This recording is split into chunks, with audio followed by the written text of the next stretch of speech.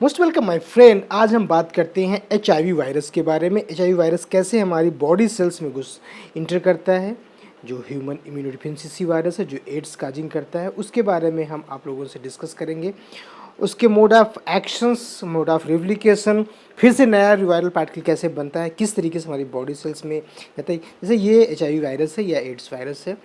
अब ये हमारी बॉडी सेल्स है, पूरी बॉडी सेल्स है। अब इसमें हम एक सर्कल वाइज इस चीज़ को डिस्क्राइब करेंगे कि कैसे कैसे हमारी बॉडी सेल्स के अंदर ये जाता है और किस तरीके से रिप्लिकेट करता है। फिर उसके बाद न्यू वायरल पार्टिकल बना के फिर से एक मेच्योर वायरन पार्टिकल। वायरन वो होता है जो न्यूली फॉर्म्ड वायरस होता है, जो इन्फेक्शन काजिंग वायरस को बोलते हैं जाकर। अब आते हैं हम एचआईवी वायरस में, शुरुआत करते हैं वन बाय वन से।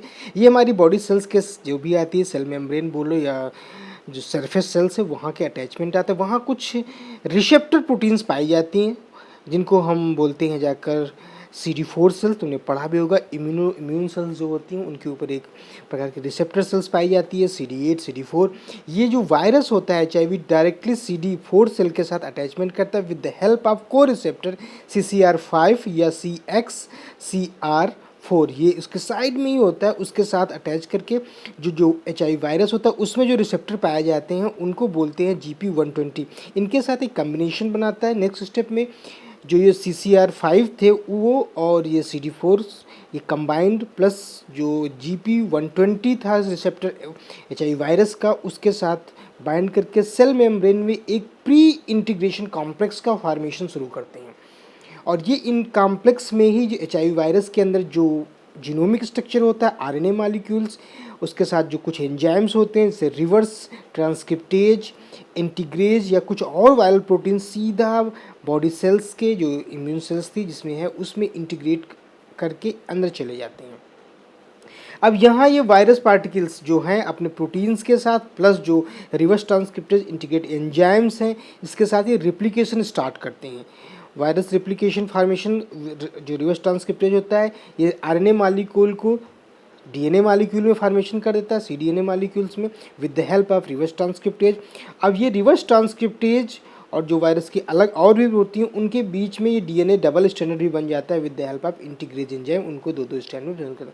अब ये जो डीएनए बन गया है इंटीग्रेज एंजाइम के साथ कंबाइंड कॉम्प्लेक्स, ये न्यूक्लियोलस के अंदर चला जाता है जहाँ पे ये होस्ट का जो जीनोम होता है उसके साथ इंटीग्रेट कर जाता है और ये फॉर्मेशन करता है pro virus complexes with the host. ये होस्ट का डीएनए है, ये वायरस का डीएनए है, इसके साथ फॉर्मेशन कर लेता है और with the help of this all machinery जो होस्ट की होती है उसको यूज करके अनदर छोटे छोटे आरएनए पार्टिकल्स बनाना शुरू कर देता है। और यही आरएनए पार्टिकल न्यूक्लियोलस से निकल के साइटोप्लाज्म में आते हैं और वहाँ पर वायरल की प्रोटीन्स का भी सिंथेसाइज करते हैं with the help of ribosome. जो वो मैकेनिज्म होती है रेप्लिकेशन प्रोसेस या ट्रांसलेशनल प्रोसेस जो होता है उसके थ्रू होस्ट का ही जीनोमिक स्ट्रक्चर, होस्ट के राइबोसोम्स को यूज करके वो प्रोटीन्स और जो ये आरएनए मॉलिक्यूल्स होते हैं with the help of these are एक फिर से कॉम्प्लेक्स फॉर्मेशन करते हैं।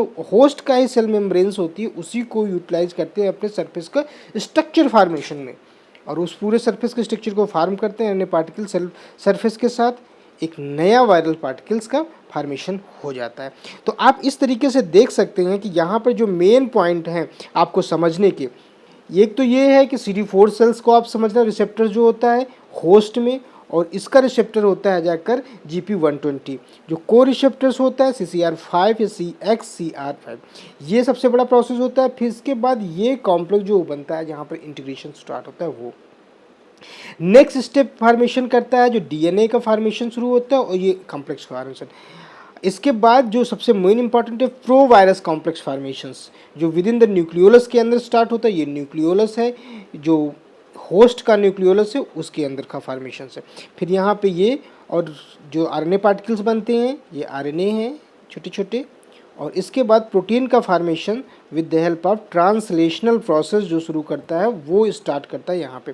फिर नेक्स्ट स्टेप में वायरल पार्टिकल बनने के लिए उनको होस्ट की सेल मेम्ब्रेन जो होती है उसी को वो यूटिलाइज करते हैं सेल सरफेस को पूरी तरीके से अपने कवर के लिए, जो एचआईवी का इन्वॉल्व बन जाता है। इस प्रकार से ये एक होल साइकिल है एचआईवी वायरस की बॉडी सेल में इंटीग्रेट करने की और किस तरीके से नया वायरस पार्टिकल बन के फिर से रीइन्फेक्शन करने की एक प्रोसेस को आप इस पूरी डायग्रामेटिकली आप समझ सकते हैं।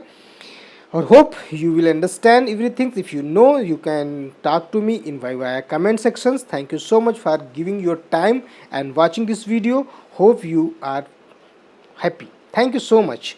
We will soon come back.